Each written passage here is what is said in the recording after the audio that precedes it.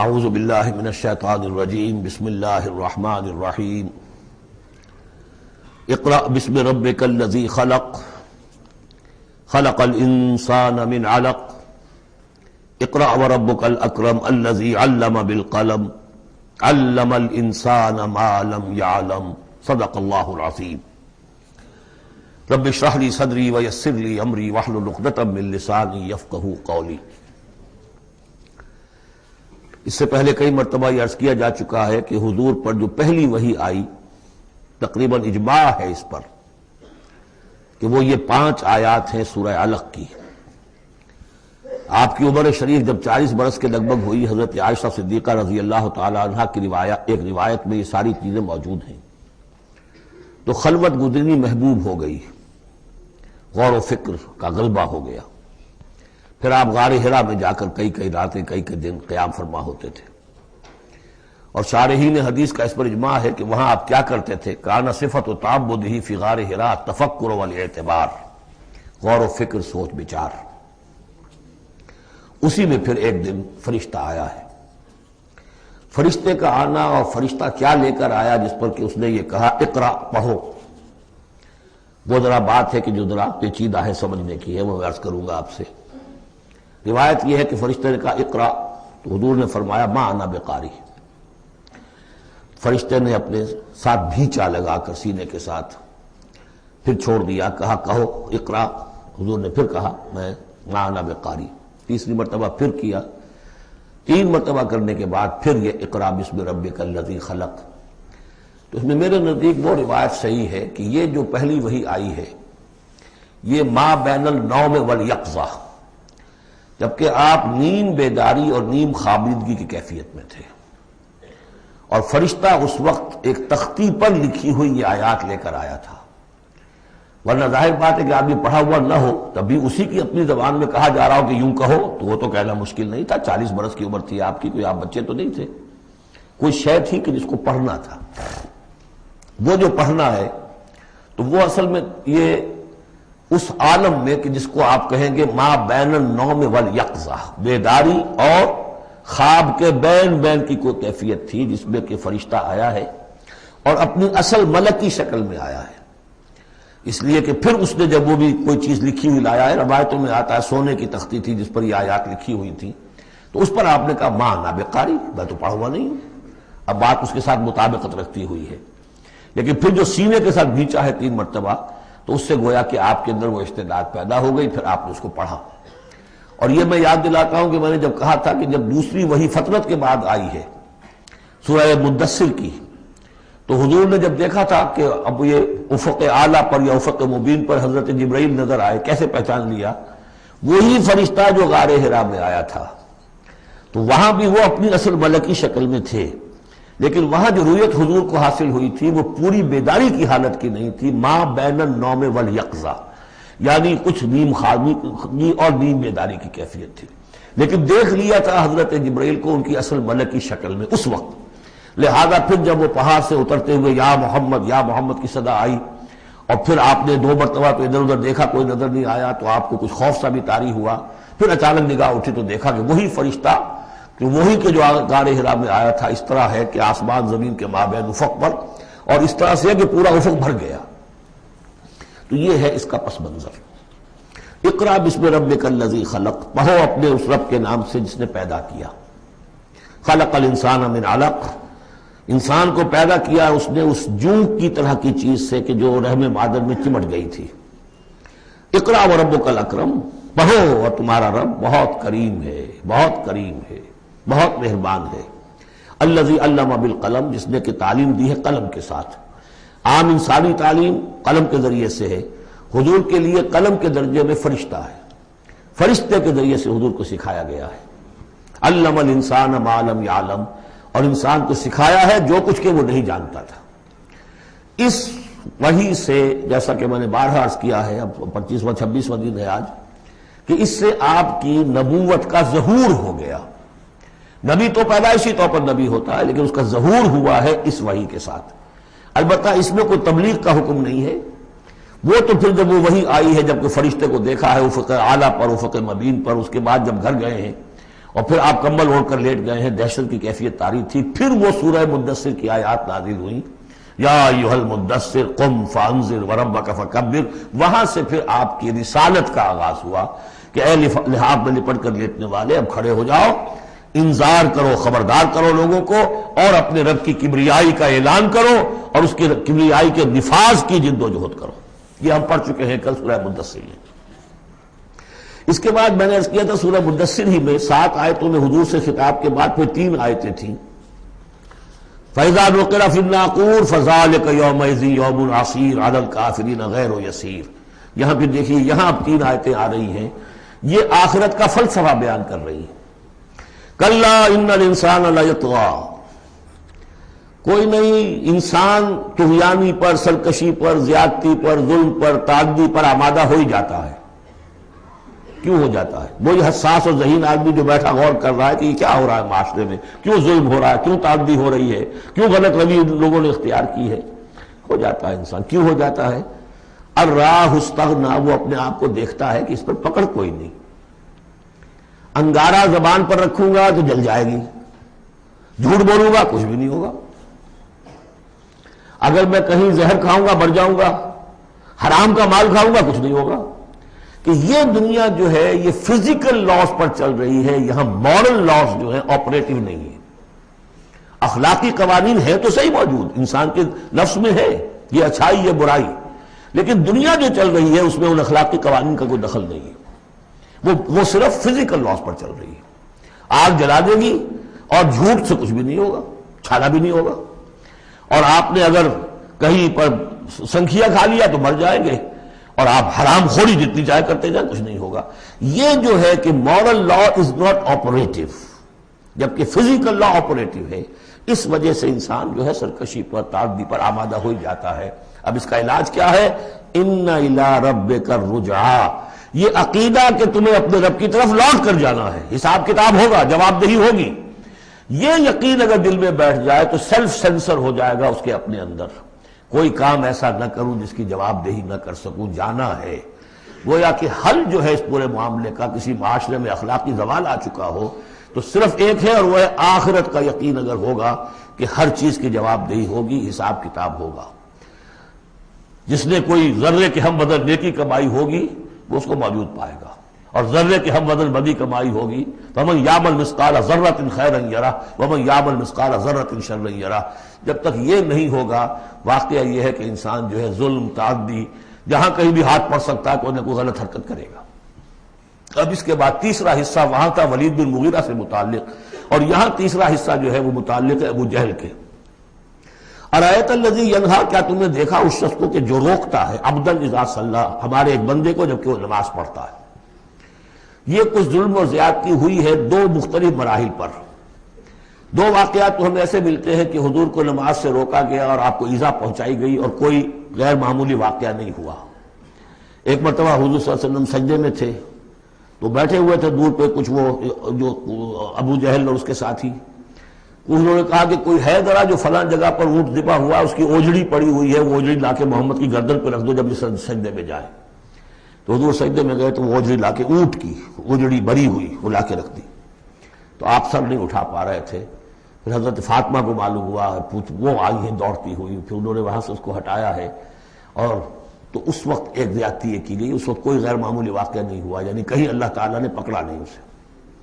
ایک موقع پر یہ ہے کہ حضور نماز پڑھ رہے تھے تو وہ آیا، اس نے آپ کی گردن کے اندر چادر ڈال کر اس کا ایک پھندا سا بنا کے کھینچا کہ آپ کی آنکھیں ابل پڑی.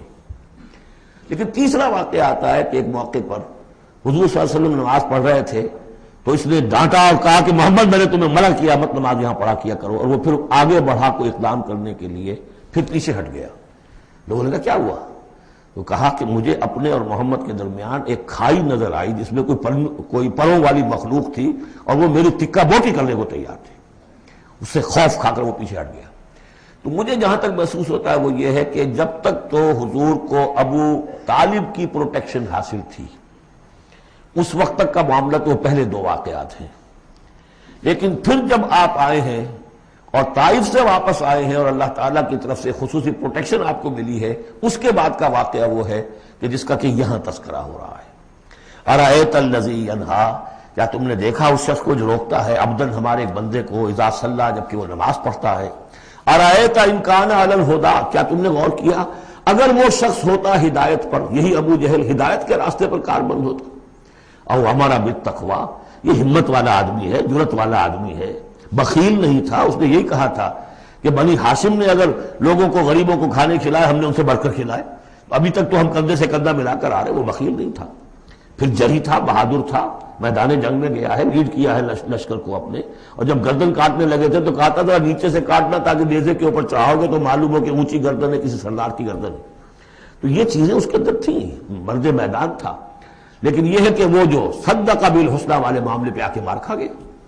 لیکن یہ کہ اگر یہی شخص ایمان لے آیا ہوتا، ہدایت پر ہوتا، تقویٰ کی تعلیم دیتا، تو آپ سمجھیے پھر کیا ہوتا، گویا کہ ایک اور عمر فاروق مل گیا ہوتا اس امت کو۔ بالکل ان کی شخصیتوں کے اندر بڑا پیرلل انداز ہے۔ حضرت عمر بھی لڑنے بھڑنے والے آدمی، کشتیاں کرنے والے آدمی، ادھر سے جا رہے ہیں اس کو دھکا دے رہے ہیں، اس مزاج کے آدمی تھے، لیکن یہ کہ بہرحال ان میں وہ چیز موجود تھی کہ بخل نہیں اور بزدلی نہیں۔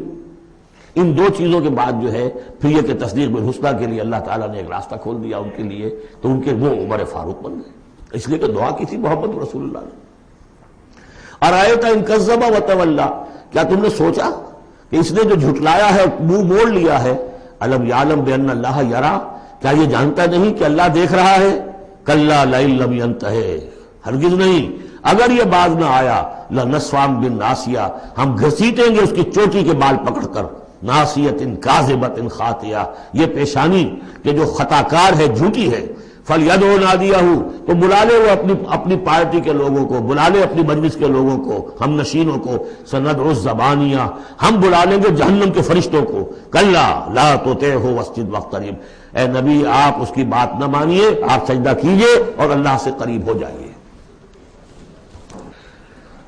بسم اللہ الرحمن الرحیم، انا انزلناہ فی لیلۃ القدر، یہ دیکھیے ربط بڑا عمدہ چلا آ رہا ہے، پہلی وحی کے فوراً بعد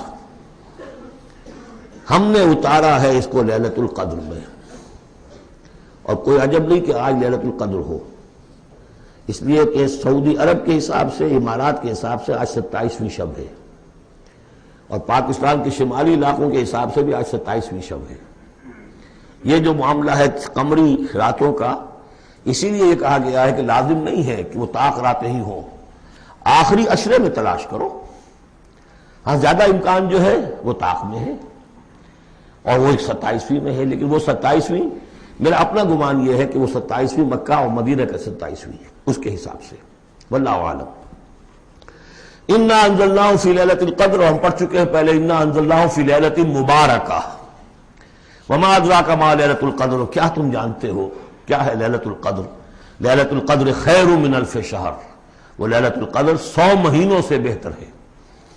تنزل الملائکۃ والروح، وہاں ہم پڑھ چکے ہیں تفصیل سے کہ یہ اینول بجٹ سیشن ہے اللہ تعالیٰ کا اس دنیا کے نظام کے لیے، ہر سال میں جو کچھ ہونا ہوتا ہے اس کے فیصلے ہو جاتے ہیں، فیہا یفرق کل امر حکیم، اس شب میں سب فیصلے ہو جاتے ہیں، اگلے سال کیا کچھ ہونا ہے، اور وہ فرشتوں کے حوالے کر دیے جاتے ہیں، ایشو ہو گئے آرڈر، اب ان کی ہے امپلیمنٹیشن، یدبر الامر من السماء الى الارض ثم یعرج الیہ، فرشتے جو ہیں امپلیمنٹ کرتے ہیں ان احکام کو، اور پھر وہ رپورٹیں جو ہے واپس پہنچتی ہیں۔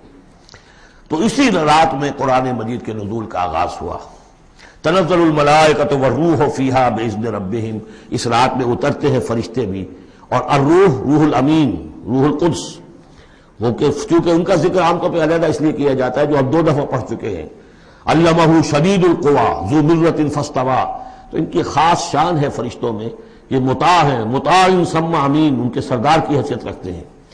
تو تنزل الملائکۃ والروح فیہا باذن ربہم، اپنے رب کے حکم سے، من کل امر، ہر امر، جو سارے فیصلے ہو چکے ہوتے ہیں اس ایک آئندہ سال کے، ان کے بارے میں جو ہے ان کو احکام دے دیے گئے ہوتے ہیں، فیہا یفرق کل امر حکیم، یہ ہم وہاں پڑھ چکے ہیں۔ سلام، اور یہ رات جو ہے اللہ تعالیٰ نے پھر اس کی برکات ایسی رکھی ہیں کہ اگر اس میں کوئی شخص جو ہے اللہ کا خاص طور پر عبادت گزار بندہ جو ہے اس سے دعا کرے تو اللہ تعالیٰ اس دعا کو قبول کرتا ہے، عبادت کا جو اجر و ثواب ہے وہ اس ایک شب کا وہ 1000 مہینوں کے اجر و ثواب سے بڑھ جائے گا۔ ہی حتی مطلع الفجر، یہ فجر کے طلوع ہونے تک یہ رات ہے۔ اب اس کے بعد یہ ایک سورت جو آ رہی ہے، اس کے بارے میں عام طور پر آپ کو لکھا ہوا مل جائے گا کہ یہ سورہ جو ہے یہ مدنیہ ہے، لیکن یہ کہ یہ اکثر سورتوں کے بارے میں یہ جو آخری ہیں، ہر قرآن مجید میں کوئی نہ کوئی ایک رائے تو لکھی ہے، لیکن جب تفصیل دیکھتے ہیں تو بہت سی آراء ہیں اس میں، یہ کوئی ایک رائے نہیں ہوتی۔ میں نے جب تحقیق کی ہے تو حضرت عائشہ صدیقہ رضی اللہ تعالی عنہ کے قول کے مطابق یہ سورت بھی مکی ہے، مدنی نہیں ہے۔ سورۃ البینہ، بسم اللہ الرحمن الرحیم، لم یکن الذین کفروا من اہل الکتاب والمشرکین منفکین حتی تأتیہم البینہ، نہیں تھے وہ لوگ جنہوں نے کفر کیا تھا اہل کتاب میں سے اور مشرکین میں سے کہ انہیں علیحدہ کر دیا جاتا یا باز آ جاتے، حتی تأتیہم البینہ، جب تک کہ ان کے پاس بینہ نہ آ جاتی۔ ظاہر بات ہے کہ وہ گمراہی میں مبتلا تھے، کوئی بین چیز آئے، کوئی واضح چیز آئے جس سے کہ ان کو محسوس ہو جائے، شعور ہو جائے کہ ہم گمراہی پر ہیں، اور یا اس کا مفہوم یہ ہے کہ جب تک بین ان کے اوپر بات نہ آ جائے اس وقت تک انہیں کاٹا نہیں جا سکتا، انہیں اپنے سے علیحدہ نہیں کیا جا سکتا۔ منفک جو ہے یہ دونوں طریقے سے معنی دے گا۔ اب قابل غور کیا بات ہے، وہ بینہ کیا ہے؟ رسول من اللہ یتلو صحفا مطہرۃ فیہا کتب قیمہ، ایک رسول اللہ کی جانب سے جو تلاوت کرتے ہیں پاکیزہ اوراق کی، اور وہ فیہا، ان اوراق میں کیا ہے؟ بڑی مضبوط کتابیں لکھی ہوئی ہیں، احکام ہیں اللہ کے۔ کتاب کا لفظ خاص طور پر میں بتاتا آیا ہوں آپ کو کہ یہ احکام شریعت کے لیے آتا ہے۔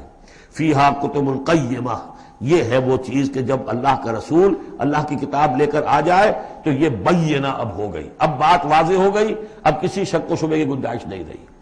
یہی سورہ طلاق میں ہم نے پڑھا تھا ذکرہ، قد انزلنا الیکم ذکرا رسولا یتلو علیکم آیاتہ، تو یہ جو ہے رسول جب تلاوت کرتا ہے گویا کہ رسول اور کتاب مل کر بینہ بنے، اللہ کی کتاب اس کا معلم رسول مل کر بینہ بنے۔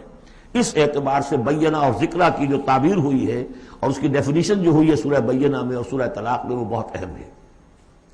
اب فرمایا وما تفرق الذین اوتوا الکتاب الا من بعد ما جاءتهم البینہ، یہ جن لوگوں کو کتاب دی گئی تھی انہوں نے جو پہلے بھی تفرقہ کیا ہے آپس میں، یہ جو بٹ گئے، یہ کوئی نصارہ بن گئے، کوئی یہودی بن گئے، پھر نصارہ میں نہ معلوم کتنے فرقے ہوئے اور یہودیوں میں کتنے فرقے ہوئے، یہ سارا تفرقہ ہوا کب؟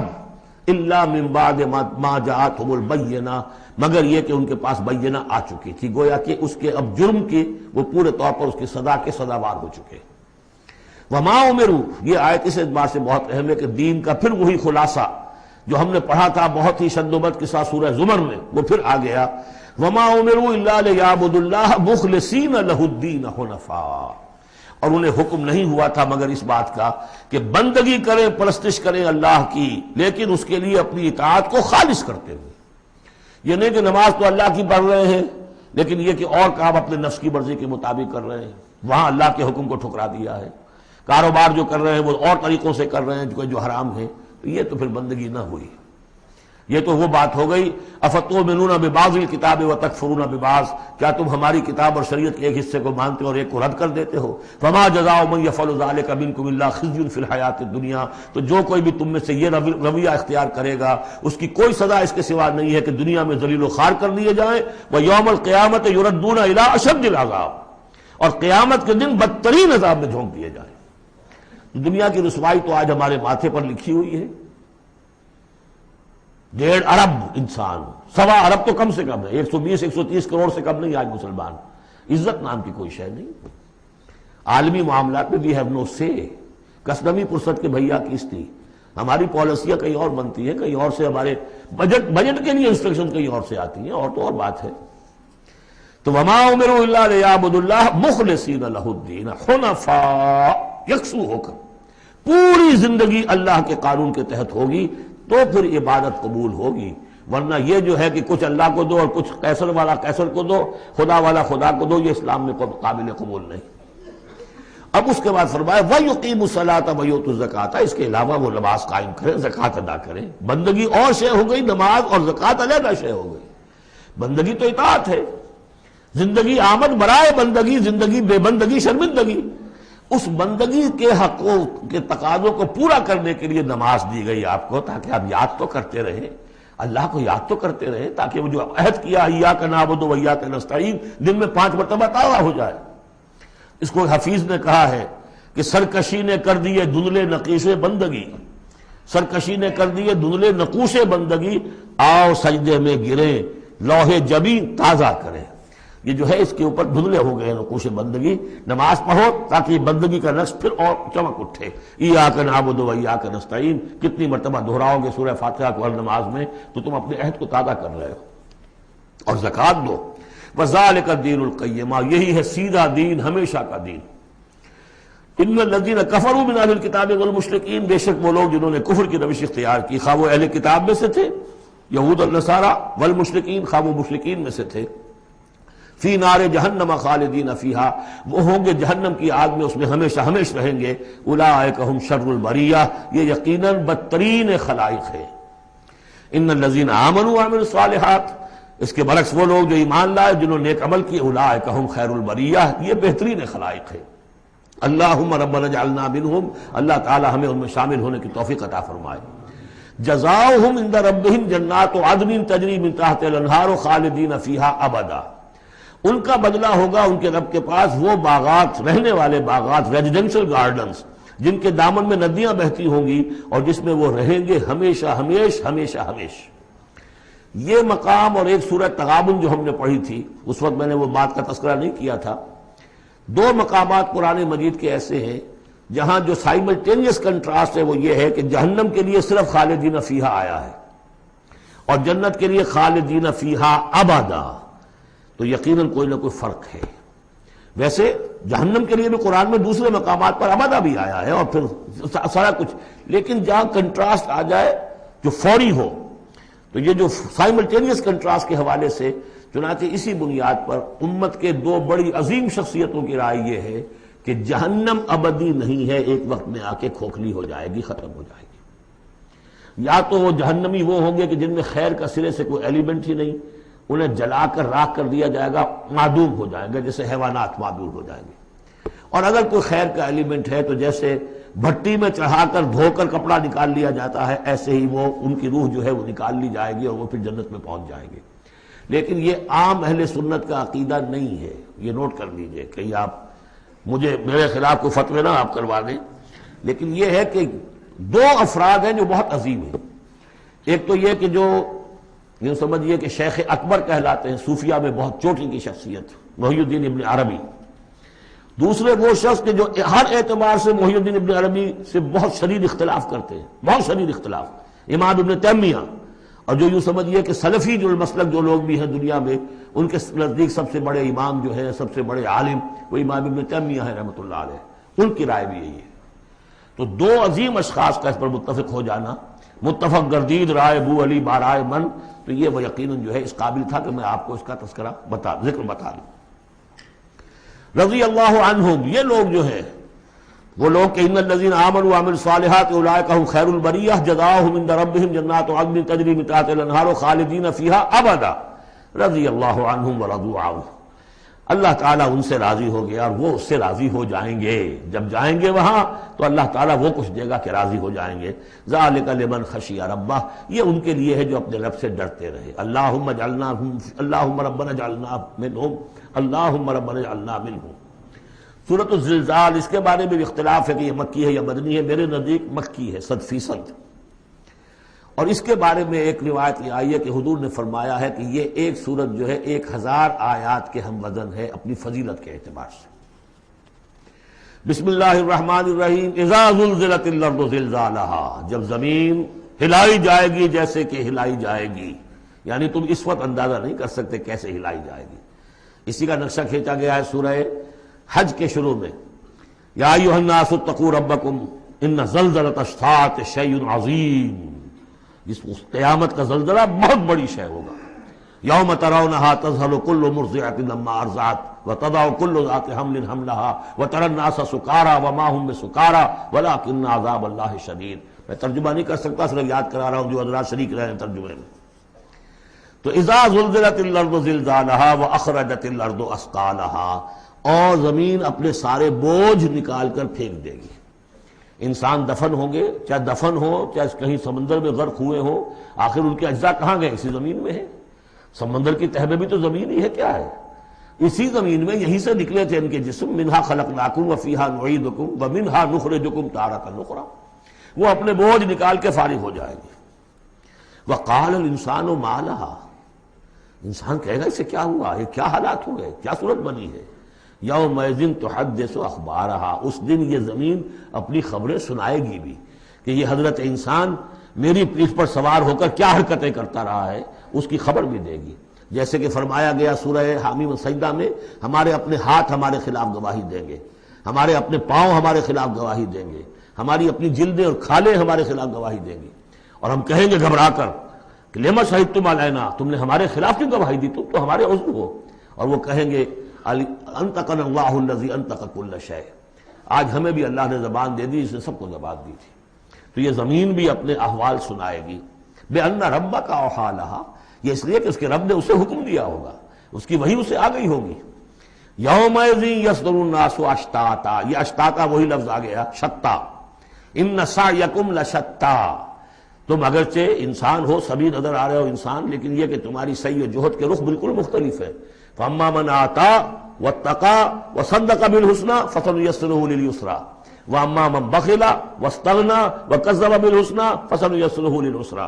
یہاں فرمایا وہ چیز اب وہاں ظاہر ہو جائے گی، یومئذ یصدر الناس اشتاتا، لوگ علیحدہ علیحدہ ہو جائیں گے، لیروا اعمالهم، تاکہ انہیں ان کے اعمال دکھا دیے جائیں۔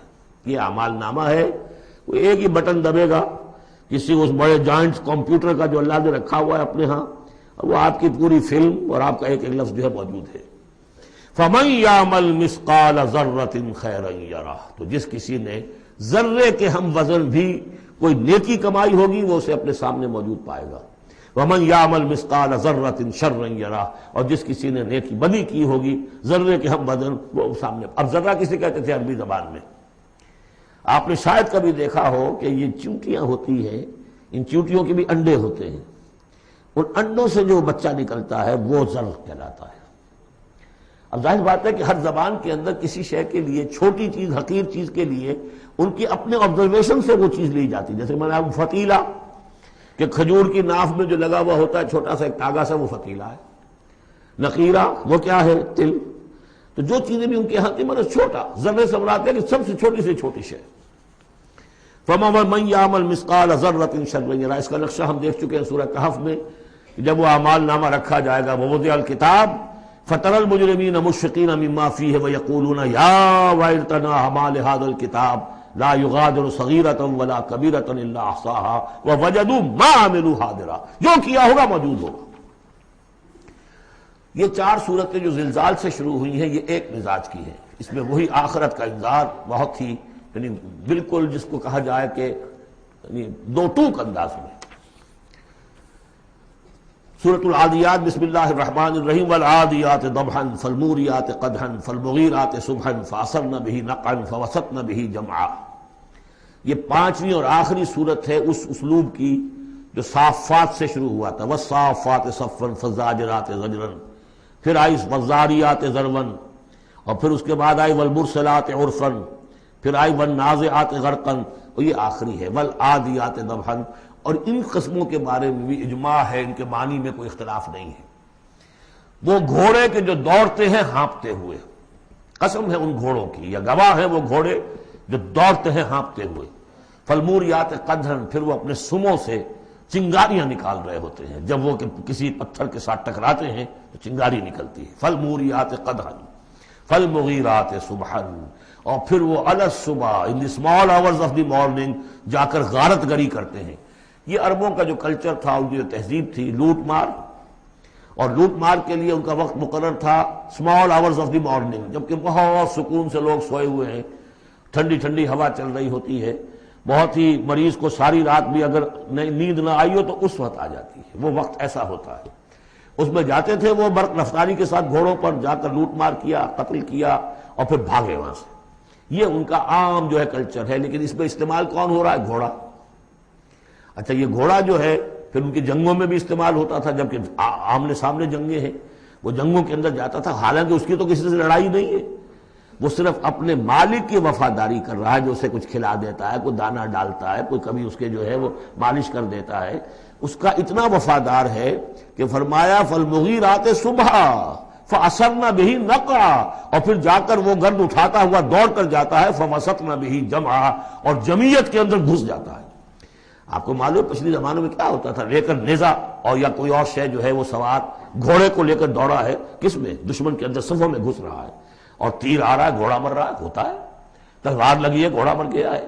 تو گھوڑا یہ رسک کیوں لے رہا ہے؟ یہ ہے اصل میں اس صورت کی جو اصل مرکزی بات ہے، محض یہ بات، انسان جو اس کا مالک ہے اس کا خالق نہیں ہے، صرف یہ ہے کہ اسے دانہ ڈالتا ہے، اسے گھر پہ باندھتا ہے، اس کی سیوا کرتا ہے۔ اس صرف دانہ دینے اور سیوا کرنے پر اس کے اندر اتنی وفاداری ہے کہ وہ اپنے مالک کی ذرا سی ایڑ کی تھوڑی سی اس کا اشارہ ہوتا ہے اور ہوا کی طرح بات کرتا ہے، جہاں اس کو حکم ہوتا ہے وہ دوڑتا ہے، اپنی جان جوکھوں میں ڈالتا ہے۔ اب فرمایا ان الانسان لربہ لکنود، لیکن یہ انسان اپنے رب کا بڑا ناشکرا ہے۔ وہ جو کھلاتا ہے، پلاتا ہے، رزق دیتا ہے، جو خالق ہے، یہ وفاداری اللہ کے لیے انسان میں نہیں۔ کتے کی وفاداریاں دیکھو، گھوڑوں کی وفاداریاں دیکھو، ان میں کتنی وفاداری ہوتی ہے۔ والعادیات ضبحا فالموریات قدحا فالمغیرات صبحا فاثرن بہ نقعا فوسطن بہ جمعا ان الانسان لربہ لکنود۔ کنٹراسٹ، ایک اس کا طرز عمل ہے، ایک اس انسان کا طرز عمل ہے۔ وَإِنَّهُ عَلَىٰ ذَلِكَ لَشَهِيدٌ بَلِ الْإِنسَانُ عَلَىٰ نَفْسِهِ بَصِيرًا، سورہ قیامہ میں جو ہم نے پڑھا ہے اسے خود بھی معلوم ہے کہ میں ناشکری کر رہا ہوں۔ وَإِنَّهُ لِحُبِّ الْخَيْرِ لَشَدِيدٌ، لیکن یہ مال اور دولت کی محبت میں بہت شدید ہو جاتا ہے، مال اور محبت کی دولت کی وجہ سے حرام حلال کی تمیز ہٹا دیتا ہے، حالانکہ اس کا نفس ملامت کرتا ہے۔ لا اقسم بیوم القیامہ ولا اقسم بالنفس اللوامہ، وہ اللہ تعالیٰ کی نشانیوں میں سے ایک نشانی ہے انسان کے اپنے اندر۔ افلا یعلم اذا بعثر ما فی القبور، تو کیا اسے یہ معلوم نہیں ہے کہ جب زمین میں جو کچھ ہے، قبروں میں جو کچھ ہے، تلپٹ کر دیا جائے گا، انہیں نکال لیا جائے گا، وحصل ما فی الصدور، اور جو کچھ ان کی سینوں میں چھپا ہوا ہے وہ بھی نکال لیا جائے گا۔ ان ربہم بہم یومئذ لخبیر، یقیناً اس دن ان کا رب ان سے پوری ان کی باتیں جو ہیں ان سے باخبر ہوگا، ان کی خبر لے لے گا اور ان سے حساب کتاب لے لے گا۔ اللہم ربنا حاسبنا حسابا یسیرا، ان صورتوں کے آخر میں یہ دعا، اللہ تعالی ہم سے آسان حساب لیجو۔ سورۃ القاریہ، یہ وہ انداز ہے الحاقہ مالحاقہ والا۔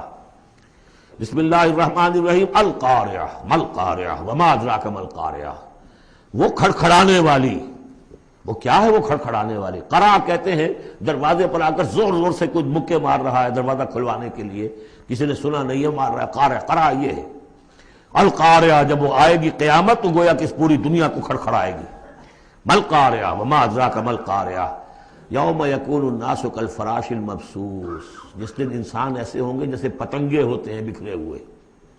وتکون الجبال کالعہن المنفوش، اور پہاڑ ایسے ہو جائیں گے جیسے روئی یا اون ہو دھنکی ہوئی۔ فاما من ثقلت موازینہ، تو پھر جن لوگوں کے نیکیوں کے پلڑے بھاری ہوں گے۔ اصل میں دو شکلیں ہیں میزان کی، ایک میزان ہوتی ہے ترازو جس کے دو پلڑے ہیں، ایک ہے سپرنگ بیلنس، وہ ایک ہی پلڑا ہے اس کے اندر، تو وہ تو اس کے اندر جو بھی سپرنگ ہے وہ بتاتا ہے کہ یہ اس کا وزن کتنا ہے۔ تو دو رائے ہیں، ایک تو یہ ہے کہ موازین سے مراد یہ کہ صرف نیکی کا وزن کیا جائے گا اور دیکھا جائے گا وہ ریکویزٹ لیول تک ہے یا نہیں، تو اس کی جو موزون ہے نیکیوں کے موازین وہ اگر بھاری ہے ایک معیار ہوگا، اور معیار بھی ہوگا ہر شخص کا انڈیویجول، لا نکلف اللہ نفسا الا وسعہا۔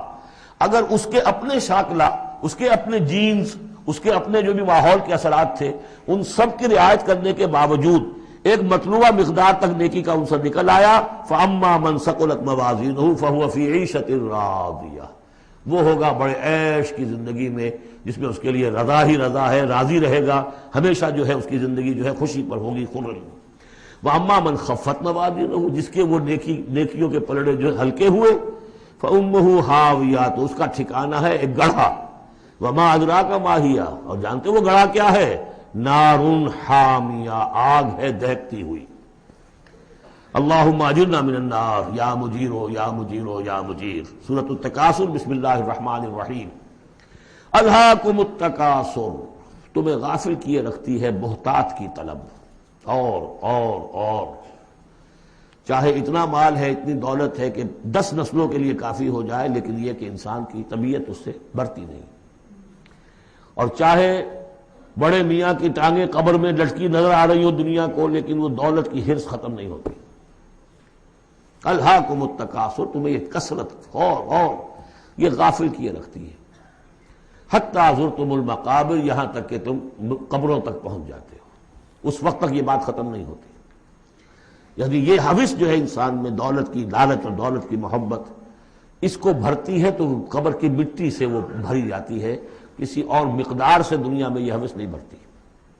اور یہ سورہ حدید کی وہ آیت یاد کر لیجئے، اعلموا انما الحیات الدنیا لعب ولہو وزینۃ وتفاخر بینکم وتکاثر فی الاموال والاولاد، وہ آخری سٹیج ہے انسانی زندگی کی، اور یہ ختم، موت تک ختم نہیں ہوتی۔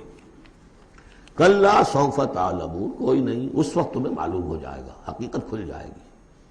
ثم کلا سوف تعلمون، پھر کوئی بات نہیں، ابھی تم رہو اس غفلت میں، اس بدہوشی میں رہو، کوئی بات نہیں۔ ثم کلا سوف تعلمون، حقیقت ایک دن آئے گا کہ وہ برہن ہو کر سامنے آ جائے گی۔ جیسے سورہ جمعہ میں پڑھا تھا ہم نے کہ اے نبی سے کہہ دیجئے کہ اگر تم موت سے بھاگ رہے ہو تو موت خود آ کر تم سے ملاقات کر لے گی، تم چاہے نہ بھی چاہو وہ تو آ جائے گی، تو وہ حقائق تم پر آپشن ہو جائیں گے۔ یہ بالکل ایسے ہی ہے جیسے کہ آخری پارے کی پہلی سورت، عما یتساءلون عن النبأ العظیم الذی هم فیہ مختلفون کلا سیعلمون ثم کلا سیعلمون کلا لو تعلمون علم الیقین، کوئی نہیں، کاش کہ تم جان جاتے یقین والا علم، یہ یقینی علم ہے، کاش کہ ہو جاتا۔ اب اس پر جو ہے ہمارے بعض حکماء نے علم الیقین، عین الیقین اور حق الیقین کے 3 درجے قائم کیے۔ علم الیقین، آپ نے کہیں دیکھا دھواں ہے، آپ نے کہا آگ لگی ہے، حالانکہ آپ نے آگ دیکھی نہیں ہے، کسی دلیل سے، استدلال سے آپ نے انفر کیا ہے کہ آگ نکلی، یہ علم الیقین ہے۔ عین الیقین، آپ نے جا کر دیکھ لیا آنکھ سے کہ آگ لگی ہوئی ہے، اب یہ اور یقین پختہ ہو گیا۔ لیکن ایک ہو سکتا ہے پتہ نہیں یہ آگ ہے یا آگ کی شکل ہے، آج کل بہت سے وہ ایسے بنے ہوتے ہیٹرز کہ جو گھر میں جا کر یہ معلوم ہوتا دیکھتے ہوئے انگارے رکھے، ہے کچھ بھی نہیں ہوا، تو اصل میں تو لائٹ کہیں اور، وہ جو حرارت آ رہی ہے وہ تاروں میں سے آ رہی ہے، وہ دہتے انگارے جو نظر آ رہے ہیں وہ ہرگز ہے ہی نہیں، آگ ہے ہی نہیں، آگ کی شکل ہے۔ لیکن اگر کہیں آپ نے انگلی بھی جا کر دے دی اور وہ جب جلی ہے تو اب حق الیقین حاصل ہو گیا کہ ہاں یہ آگ ہی ہے، اس لیے کہ اس کا تجربہ آپ کو خود حاصل ہو گیا۔ تو یہ ہے کلا لو تعلمون علم الیقین، کاش کہ تمہیں اس دنیا میں رہتے ہوئے علم الیقین ہی حاصل ہو جائے۔ لترون الجحیم، پھر تمہیں اس جہنم کو دیکھنا ہے، ثم لترونها عین الیقین، پھر عین الیقین کے ساتھ اس کے دیکھو گے، ثم لتسألن یومئذ عن النعیم، پھر اس دن تم سے سوال کیا جائے گا، پوچھا جائے گا کیا کیا نعمتیں ہم نے تمہیں دی تھی اور تم نے وہاں کیا کیا ہے۔ اب آ گئی وہ صورت جو قرآن مجید کے مختصر ترین صورتوں میں سے ہے لیکن جامع ترین صورتوں میں سے ہے، سورۃ العصر، جس کے بارے میں امام شافعی کے 2 اقوال ہیں۔ ایک یہ کہ لو لم ینزل من القرآن سواہا لکفت الناس، اگر سوائے اس ایک صورت کے کوئی اور چیز نازل نہ ہوتی قرآن میں، یہ لوگوں کی ہدایت کے لیے کافی تھی۔ لو تدبر الناس هذه السورہ لوسعتهم، اگر لوگ اس پر تدبر کریں، غور و فکر کریں۔ ہمارا جو منتخب نصاب مطالعہ قرآن حکیم کا، اس کا نقطہ آغاز یہ صورت ہے، اور اس پر میرا کتابچہ بھی موجود ہے، کتاب بھی موجود ہے۔ والعصر، زمانے کی قسم ہے، زمانہ گواہ ہے، پوری تاریخ انسانی اس پر گواہی دے گی۔ ان الانسان لفی خسر، یقیناً انسان خسارے میں ہے، گھاٹے میں ہے۔ الا الذین آمنوا، سوائے ان کے جو 4 شرطیں پوری کریں، ایک نہیں، الا الذین آمنوا وعملوا الصالحات وتواصوا بالحق وتواصوا بالصبر، ایمان لائیں، جو اس کائنات کے مخفی حقائق ہیں ان کو سمجھیں، ان کا شعور حاصل کریں، ان کی تصدیق کریں، ایمان باللہ، ایمان بالآخرہ، ایمان بالرسالت، پھر اس کے عملی تقاضوں کو پورا کریں۔ وعملوا الصالحات، پھر یہ کہ اس کے اوپر نہ صرف خود قائم ہوں، اس کی دعوت دیں، اس کو پھیلائیں، وصیت کریں، جو بھی حق ہے، جو بھی صحیح بات ہے، امر بالمعروف ہے، نہی عن المنکر ہے، تواصوا بالحق۔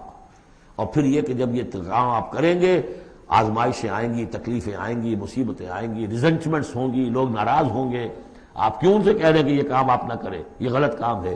بچوں سے بھی کہہ کر دیکھیے کہ گلی میں مت کھیلو، تم کرکٹ کھیل رہے ہو کسی گاڑی کا شیشہ توڑو گے تو پھر اپنی عزت بچا کر وہاں سے نکل کر گھر واپس پہنچنا مشکل ہو جائے گا۔ کوئی نہیں چاہتا کہ کوئی بات آپ بتائیں، تو پھر اب آپ کو صبر کی ضرورت ہوگی، آپ اس پر کام کرتے رہیں۔ جیسے کہ حضرت لقمان نے اپنے بیٹے کو نصیحت کی تھی، یا بنی اقم الصلاۃ وامر بالمعروف وانہی عن المنکر واصبر علی ما اصابک، پھر جو بھی تکلیف آئے اسے جھیلو۔ پھر یہ کہ آدمی جو ہے بزدل نہ ہو، تھر دلا نہ ہو کہ اس قدم سے واپس آ جائے اس خوف سے کہ کہیں مجھے اس میں کوئی تکلیف نہ آ جائے۔ وَلَنَبْلُوَنَّكُمْ بِشَيْءٍ مِّنَ الْخَوْفِ وَالْجُوعِ وَنَقْصٍ مِّنَ الْأَمْوَالِ وَالْأَنفُسِ وَالثَّمَرَاتِ وَبَشِّرِ الصَّابِرِينَ، صبر کرنے والے۔ وَالْعَصْرِ إِنَّ الْإِنسَانَ لَفِي خُسْرٍ إِلَّا الَّذِينَ آمَنُوا وَعَمِلُوا الصَّالِحَاتِ وَتَوَاصَوْا بِالْحَقِّ وَتَوَاصَوْا بِالصَّبْرِ اللہم ربنا اجعلنا منہم اللہم ربنا اجعلنا منہم۔ جو اس راستے پر نہیں چلتے ان کا کردار کی ایک جھلک دکھائی جا رہی ہے۔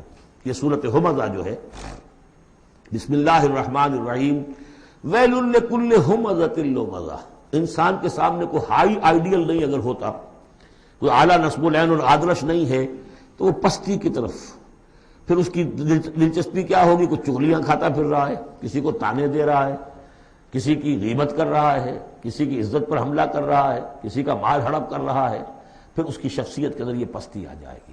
وہی جس پستی کو دیکھ کر ایک حساس انسان مایوس ہو جاتا ہے کہ انسان میں خیر کوئی ہے ہی نہیں، یہ تو گویا کہ گندگی کی ایک پوٹ ہے۔ کسی سے پوچھ لیجئے، کوئی کہے گا سیکس، اور سیکس اتنا کہ باپ اگر بیٹی کو محبت بھری نگاہ سے دیکھ رہا ہے تو وہ بھی سیکس ہے، ماں اگر بیٹے کے جسم پر کوئی شفقت سے ہاتھ پھیرے تو اس وہ بھی سیکس ہے، یہاں تک پہنچا گئی۔ تو یہ کہ انسان کے اندر کوئی اعلیٰ جذبہ، کوئی اعلیٰ فکر ہے ہی نہیں، کسی کوئی بتایا ہمیں؟ انسان تو میرا حیوان ہے، گندگی کی پوٹ ہے۔ کوئی شخص جو ہے بڑا اونچا واز کہہ رہا ہے اور کوئی زیر لب مسکرا رہا ہوگا کہ یہ واز جو فرما رہے ہیں اپنا روب گاٹھنا چاہ رہے ہیں، یہ کوئی ان کی اور کوئی غرض ہوگی، کوئی شاید کوئی نذرانہ ملنا ہو انہیں جس کے لیے واز فرما رہے ہیں۔ واز تو بڑا عمدہ ہے، لیکن انسان جانتا ہے کہ بڑے گھٹیا انسان کے بالعموم جو موٹیوز ہیں انتہائی گھٹیا ہوتے ہیں، جس سے کہ انسان کی یعنی فطرت سے انسان جو ہے مایوس ہو جاتا ہے کہ شاید انسان میں کوئی خیر ہے ہی نہیں۔ اسی لیے وہ 4 قسمیں کھائیں تھیں، والتین والزیتون وطور سینین وہذا البلد الامین لقد خلقنا الانسان فی احسن تقویم۔ کیا محمد انسان نہیں تھے؟ کیا موسیٰ انسان نہیں تھے؟ کیا عیسیٰ انسان نہیں تھے؟ کیا نوح انسان نہیں تھے؟ انسانی عظمت کے اوپر اتنی بڑی بڑی گواہیاں موجود ہیں، لیکن جب پستی پر آتا ہے تو واقع ہے کہ اس سے پست کوئی نہیں۔ پھر اسفل سافلین، جتنا کینہ انسان میں پیدا ہو جاتا ہے اونٹ کے اندر نہیں ہے، جتنی شہوت انسان میں پیدا ہو جاتی ہے سور میں نہیں ہوتی۔ یہ ساری چیزیں جو ہیں، نقالی جتنی انسان کرتا ہے اتنا آپ کسی بندر میں نہیں دیکھیں گے نقالی کرتے ہوئے، اور جتنا یوں سمجھیے کہ انسان کے اندر خونخواری پیدا ہو جاتی ہے، بھیڑیوں کو مار دے جاتا ہے انسان۔ جو کچھ ہوتا ہے جب نیشنلزم کا بھوت سوار ہوتا ہے سر پر، بچوں کو، چھوٹے چھوٹے بچوں کو اچھال کر بلموں میں اور نیزوں کے اندر کون پروتے رہے؟ انسان پروتے رہے۔ سن 47 میں تو روئے گئے کہ نہیں؟ وہ انسان تھے، بھیڑیے سے زیادہ، کوئی بھیڑیا ایسا کام نہیں کرے۔ ویل لکل ہمزۃ لمزہ، بڑی خرابی ہے اس شخص کے لیے کہ جو عیب چنتا رہتا ہے لوگوں کے اور تانے دیتا رہتا ہے۔ الذی جمع مالا وعددہ، جس کی ساری سعی و جہد اسی میں رہی، مال کمایا اور اسے گنتا رہا، اب میرے ایسٹس اتنے ہو گئے، آج کی بیلنس شیٹ اس سال کی جو ہے اس میں یہ اضافے ہو گئے۔ یحسب ان مالہ اخلدہ، کچھ گمان یہ کرتا ہے شاید کہ اس کا مال اسے ہمیشہ باقی رکھے گا۔ ظاہر بات ہے آدمی جانتا ہے مجھے مرنا ہے، لیکن اسی مال کو صرف کر کے وہ کوئی ایسے نشانات دنیا میں چھوڑ کے جانا چاہتا ہے کہ جس سے اس کا نام زندہ رہے۔ پیرامڈز کیوں بنائے گئے؟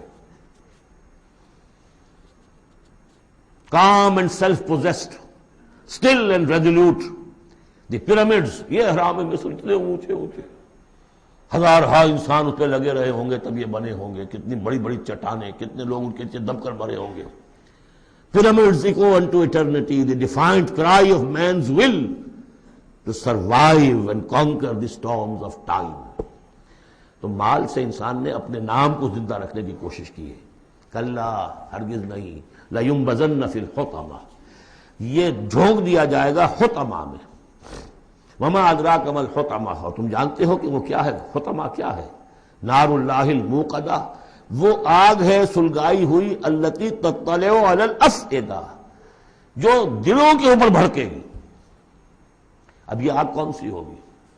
ایک تو ہمارے زمانے میں ایک صاحب تھے، اگرچہ وہ کوئی عالم دین تو نہیں تھے، انگریزوں کی فوج میں رہے تھے تو کچھ انہوں نے چیزیں پڑھی تھی، وہ اس حطمہ کو ایٹم سے تعبیر کرتے ہیں، اور ایٹم کا جو ہوتی ہے، جو آپ کو معلوم ہے کہ پھر اس سے جو پھیلتی ہے، اس کی چاہے وہ براہ راست آگ نہیں ہوتی، وہ اس کا فال آؤٹ جو ہے وہ یقیناً جو ہے کہ جو چیر کے انسان کے وجود کو چلا جاتا ہے اندر۔ یہ چیزیں ہیں، کون کون سی آگیں ہیں آپ سمجھیے۔ ایک آگ تو وہ ہے لکڑی سے ہم نے جلائی ہے، وہ جلاتی ہے تو اس کو جلاتی ہے۔ ایک آگ وہ ہے جو انفرا ریڈ ریز ہے، الٹرا وائلٹ ریز ہے، یا کوئی اور ریز ہے، یہ کھال کو کچھ نہیں کہتی، اندر جا کے جس آپ جسم کے جس حصے کو چاہتے ہیں اسے حرارت پہنچاتی ہے۔ وہ آگ جو ہے نار اللہ الموقدہ التی تطلع علی الافئدہ، دلوں پر جا کر وہ روشن ہوگی۔ انہا علیہم موصدہ، پھر وہ ان پر بند کر دی جائے گی تاکہ ساری حرارت انہی کے اوپر رہے۔ فی عمد ممددہ، بڑے اونچے اونچے لمبے ستونوں میں۔ اب جو 10 صورتیں رہ گئی ہیں ان میں سے اکثر کا تعلق سیرت النبی سے ہے صلی اللہ علیہ وسلم، اور اس میں سب سے پہلے جو ہے عرب کا وہ جو ماحول اس وقت کا تھا جس میں حضور پیدا ہوئے ہیں، آپ کی ولادت باسعادت ہوئی ہے، اور اس کے کچھ واقعات کی طرف اور ان کا جو معاشی اس وقت کا معاملہ تھا خاص طور پر قریش کا، اس کی طرف اشارہ ہے۔ حضور کی ولادت ہوئی ہے عام الفیل میں، جس سال کہ آیا تھا ابرہہ یمن سے فوج لے کر، اور وہ بیت اللہ کو گرانا چاہتا تھا۔ اس کا ایک لمبا تاریخی پس منظر ہے، عیسائی تھا وہ، اس نے کلیسا بنایا تھا، وہ چاہتا تھا جیسے لوگ جو ہے آتے ہیں بیت اللہ میں حج کرنے کے لیے ہجوم ہوتا ہے، ایسے ہی یہاں کلیسا میں آئے۔ وہاں کوئی آیا نہیں، بلکہ کوئی عرب نے جا کر شرارت بھی کی، وہیں جا کر وہ رفع حاجت کرایا اندر۔ اس پر جو غصہ اسے چڑھا، اس نے کہا کہ اب ان کا جو ہے یہ بیت اللہ میں ڈھاؤں گا۔ وہ فوج لے کر آیا ہے جس میں ہاتھی بھی تھے، اسی لیے وہ اصحاب الفیل کہلاتے ہیں۔ لیکن اللہ تعالیٰ نے اپنے اس گھر کی حفاظت فرمائی معجزانہ طریق پر۔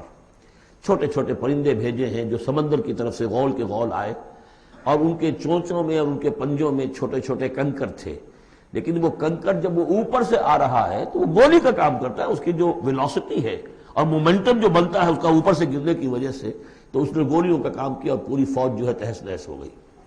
الم تر کیف فعل ربک باصحاب الفیل، کیا تم نے دیکھا نہیں کیا حشر کیا تمہارے رب نے ان ہاتھی والوں کا؟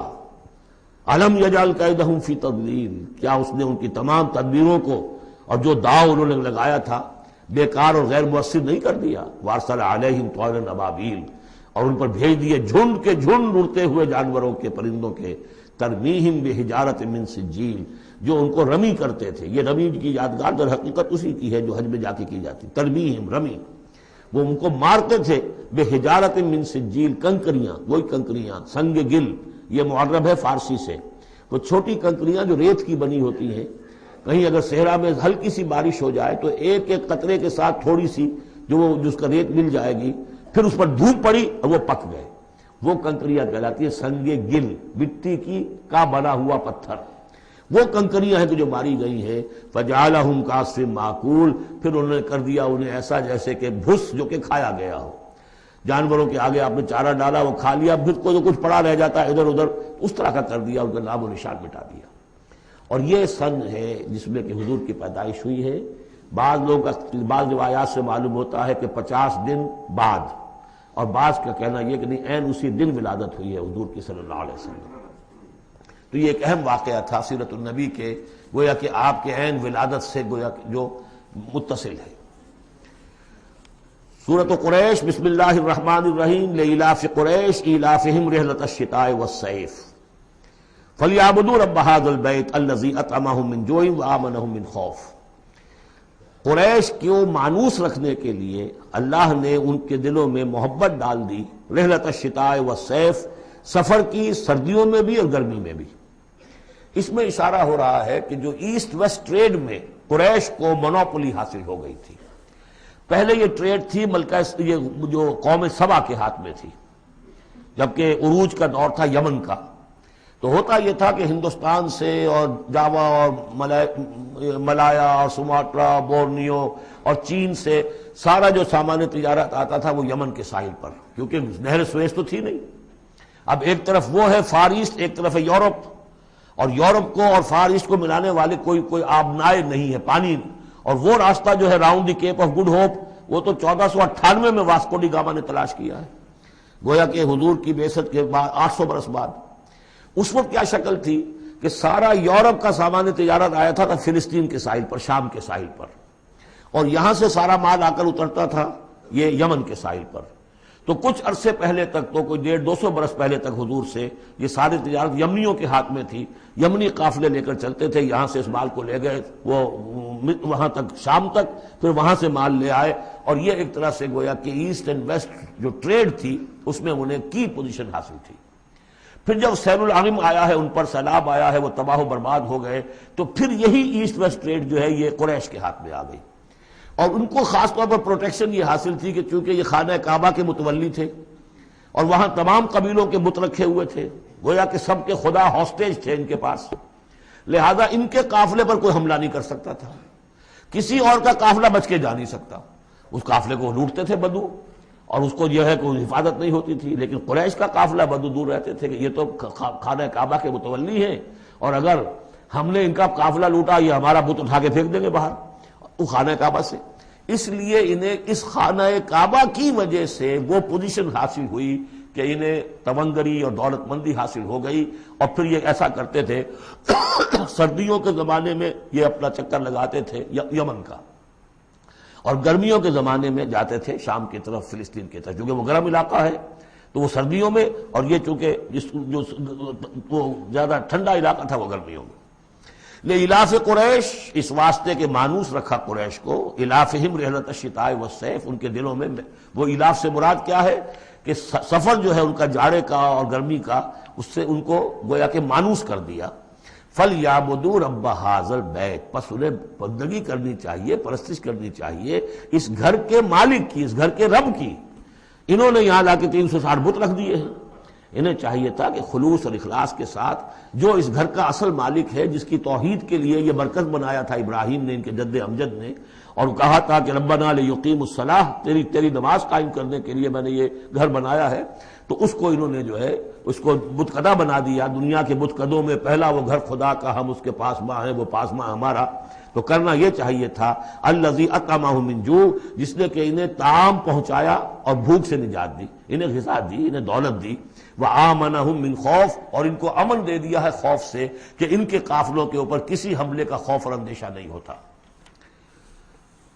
عرب میں جو بھی اخلاقی اب معاملہ ہو چکا تھا اس وقت جب کہ حضور کی بعثت ہوئی ہے، اس کا نقشہ اب آ رہا ہے سورۃ الماعون میں، یعنی یہ کہ ایسا نہیں تھا کہ سرے سے ان کے ہاں کوئی ویلیوز رہی نہ ہو، لیکن یہ کہ تلپٹ ہو جاتی ہیں ویلیوز، اور یہ کہ کچھ چیزیں ہوتی ہیں کہ جن کی حقیقت نہیں رہتی، صرف ان کی رسم رہ جاتی ہے، جیسے آج ہمارا حال ہے، رہ گئی رسم اذاں روح بلالی نہ رہی، فلسفہ رہ گیا تلقین غزالی نہ رہی۔ تو ان کے ہاں بھی یہ آ چکا تھا کہ اب وہ چونکہ جزا و سزا کے تصور سے محروم ہو چکے تھے، لہذا ارأیت الذی یکذب بالدین، کیا تم نے دیکھا اس شخص کو جو جزا و سزا کا انکاری ہے؟ کوئی جزا سزا نہیں، کوئی باعث بعد الموت نہیں، ان ہی الا حیاتنا الدنیا نموت ونحیا وما یہلکنا الا الدار، اس دنیا کی زندگی کے سوا کوئی زندگی نہیں، ہم خود مرتے ہیں خود جیتے ہیں، اور ہلاک کرنے والی شے گردش افلاک کے سوا اور کوئی نہیں، ہم کوئی خدا کو نہیں مانتے۔